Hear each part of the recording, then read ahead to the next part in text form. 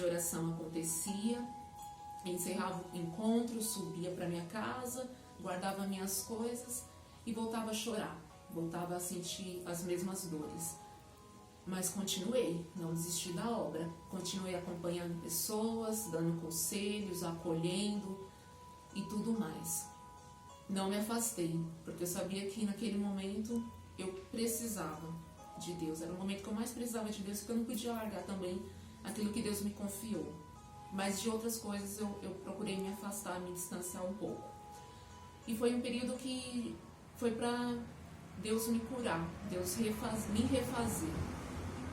Foi um período importante para mim, foi um período que Deus tratou as minhas dores, tratou as minhas feridas, que Deus foi me trazendo de volta a vida, a alegria, foi me devolvendo os sonhos, a vontade de viver, foi me trazendo de volta aí aquilo, a motivação que eu precisava para continuar. Foi um período que Deus trabalhou em mim para me curar de tudo isso. E eu quero dizer duas coisas, que no tempo da prova, no tempo da tempestade, é um período de aprendizado também, porque é um tempo onde você vê quem está com você de verdade. Porque no período nos tempos bons é mais fácil, mas quando você está ali na prova, na tempestade, na tribulação, aí que você vê quem permanece com você em tempos difíceis. E eu pude ver isso. E eu sou grata a Deus pelas pessoas que permaneceram na minha vida, que permaneceram comigo. Por pessoas que muitas vezes, mesmo sem entender o que estava acontecendo, mesmo sem saber o que eu estava passando ou o que aconteceu, nunca chegou para mim perguntar nada, mas também nunca me julgou, permaneceu comigo, não mudou comigo, me tratou da mesma maneira. Então, é nesse tempo que a gente aprende a primeira coisa: quem está com você permanece. Quem gosta de você vai permanecer com você em todo o tempo, seja ele bom ou ruim. E a segunda coisa: quem sabe quem você é, quem te conhece, pode ouvir falar todo tipo de coisa a teu respeito. Pode ouvir crítica, julgamento, condenação, pode ouvir fofoca, todo tipo de coisa sobre você. Mas quem sabe quem você é, quem te conhece, quem sabe da tua essência, não vai acreditar. Não vai acreditar. Teve pessoas que eu sei que ouviram todo tipo de coisa a meu respeito, mas ficou comigo, permaneceu comigo, porque sabe quem eu sou. E eu louvo a Deus por isso. É lógico que teve momentos em que eu fiquei sabendo de situações em que eu queria me defender, me justificar, eu queria falar. E aí Deus falava: silencia. Silencia. Eu falava: mas Senhor, eu preciso falar, porque o que estão falando não é verdade. E o Senhor: silencia. Há um tempo para todas as coisas debaixo do céu. Há um tempo de falar e há um tempo de calar. É tempo de silêncio. E eu silenciava. E Deus tratava de cuidar de tudo que estava acontecendo, como cuida até hoje. Enfim, eu posso dizer, o meu testemunho é: Deus refez a minha estrutura. Só que eu perdi, como eu falei, a minha estrutura. Tudo aquilo que eu tinha de estrutura, naquele momento, com aquela situação, somatizada a tantas outras situações, naquele momento eu perdi aquilo que eu tinha de estrutura. E Deus refez a minha estrutura, só que dessa vez o Senhor refez a minha estrutura muito mais forte. Eu já não sou mais a mesma Aline de antes. Hoje eu sou uma Aline muito mais forte, com muito mais coragem, com muito mais vontade do que eu era antes. E esse tempo de provação, esse período de prova serviu para firmar o meu chamado. Deus firmou o meu chamado, Deus confirmou e firmou o meu ministério, aquilo que Ele tem para a minha vida. E isso eu não tenho dúvidas, que até o último dia de vida que Ele me conceder, eu quero trabalhar para salvar almas, para ganhar almas, para ajudar almas. Esse é o meu ministério, esse é o meu chamado, esse é o meu carisma. E eu falo que... E com o tempo Deus falava assim para mim, depois que passou um bom período da minha tribulação, o Senhor falava assim: eu vou usar a tua história, eu vou usar as tuas dores, tudo aquilo que você passou, como um instrumento de cura na vida de tantas outras pessoas. Tantas almas que estão doentes, tantas pessoas que estão sofrendo com depressão, tanta gente guardando dores, feridas de alma, tanta gente machucada, tanta gente precisando de socorro, tanta gente pedindo socorro, tantas almas gritando. E Deus falava: eu vou usar a tua história como instrumento para curar essas almas. E Deus tem feito isso. Deus tem feito isso em todo o tempo. Todas as pessoas que Deus confia o meu ministério, Deus tem feito isso. Deus usa da minha história para que, através de mim, outras pessoas se levantem.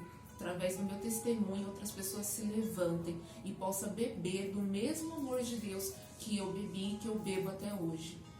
E o meu desejo é esse, é trabalhar em favor das almas para que eu possa ajudar essas almas, porque só quem já sentiu dores de alma sabe o que é. E tem muita gente doente da alma. Tem muita gente que, por conta das doenças da alma, está sofrendo tantas enfermidades de ordem física. E precisam ser cuidadas, precisam ser amadas, precisam ser acolhidas. Não só eu, como os outros membros da comunidade, cada membro da comunidade tem a sua história, carrega a sua história, carrega o seu testemunho, as suas dores, as tristezas que passaram, situações que passaram, e Deus utiliza da história, do testemunho de cada um como instrumento na vida dos outros. É lindo o trabalhar de Deus, e eu só tenho a agradecer a Deus por tudo que Ele fez, por tudo que Ele faz. E eu não posso deixar de finalizar esse testemunho sem falar do meu pai espiritual, o Dom Quirilos, que me acompanha espiritualmente há quase 6 anos. Dom Quirilos, que é meu pai espiritual escolhido por Deus, e eu não tenho dúvida disso. Eu não tenho nenhuma dúvida que ele foi escolhido por Deus para ser meu pai, para me acompanhar espiritualmente durante a minha vida. E isso é algo que nunca vai ser desfeito, porque eu sei que é do Senhor, eu sei que é de Deus, e eu sou grata a Deus por ter um pai espiritual como ele. Ele que é um bispo católico ortodoxo, e como todos sabem, eu sou católica romana, mas isso nunca fez diferença, nem para ele, nem para mim, e muito menos para Deus. Ele sempre respeitou o fato de eu ser católica romana, eu sempre respeitei ele ser católico ortodoxo, admiro a ortodoxia, e isso nunca foi um problema para ele ser meu pai e eu ser filha espiritual dele. Pelo contrário, ele nunca me influenciou a ser ou me tornar católica ortodoxa, pelo contrário, ele sempre me orientou e me incentivou para que eu servisse bem a minha igreja.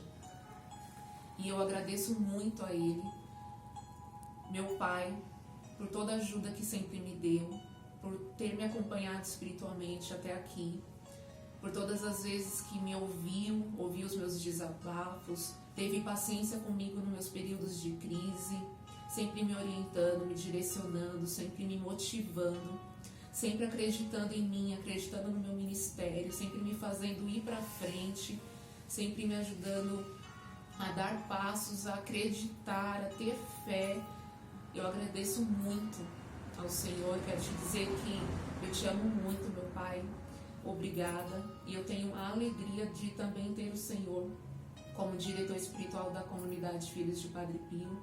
Sempre que eu tenho alguma questão em relação à comunidade, alguma dúvida, alguma situação, eu sempre busco orientação, conselho, o Senhor sempre me dá, e eu te agradeço muito por isso.